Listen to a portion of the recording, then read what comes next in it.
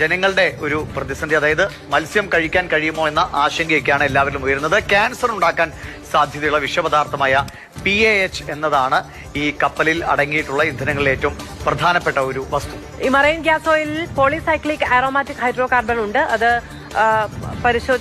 ഉണ്ടാക്കുന്ന ആശങ്കയാണ് ഈ പറഞ്ഞത്. മറൈൻ ഗ്യാസ് ഓയിൽ പുരണ്ട മീൻ കഴിച്ചാൽ PAH നമ്മുടെ ഉള്ളിലെത്തും എന്നുള്ളതാണ് പ്രശ്നം. ക്യാൻസർ അല്ലെങ്കിൽ അർബുദം പരത്താൻ സാധ്യതയുള്ള ഒരു വസ്തുവാണ് ഈ PAH. അപകടകരമായ അളവിൽ എങ്കിൽ പോലും അതെ, മീനിന്റെ പെട്രോളിന്റെ ഒരു ചുവയുണ്ടാകാനുള്ള സാധ്യതകൾ കൂടി വിദഗ്ധർ മുൻകൂട്ടി കാണും. അതുകൊണ്ട് തന്നെ ദഹന പ്രശ്നങ്ങൾ ഉണ്ടാകും എന്നുള്ളത് കൂടി പറയുന്നുണ്ട്. വലിയ മീനുകളിൽ വിഷമുണ്ടാകാനുള്ള സാധ്യത കുറവാണ് എന്നും പറയുന്നു. പക്ഷേ ഈ ഷെൽ മീനുകൾ, അത്തരം ചെറിയ മീനുകളിലൊക്കെ ഇതിന്റെ അംശം കൂടുതലായി അടങ്ങാനുള്ള സാധ്യതയുണ്ട്. ഈ വലിയ മീനുകൾക്ക് എണ്ണയുടെ അംശം ഒഴിവാക്കി നീന്താനുള്ള കഴിവുമുണ്ട്. PAHന്റെ ചെറിയ തന്മാത്രകൾ വലിയ മീനുകളുടെ ദഹന വ്യവസ്ഥയിൽ വിഘടിക്കുമെന്നതുകൊണ്ടാണ് വലിയ മീനുകൾ താരതമ്യേന സുരക്ഷിതമായിരിക്കുമെന്ന് നമ്മൾ കരുതാൻ കാരണം. അല്ലെ, ചെമ്മീൻ അടക്കമുള്ള വേഗത്തിൽ വിഷലിപ്തമാകാനുള്ള സാധ്യത കൂടി ചൂണ്ടിക്കാണിക്കപ്പെടുന്നുണ്ട്.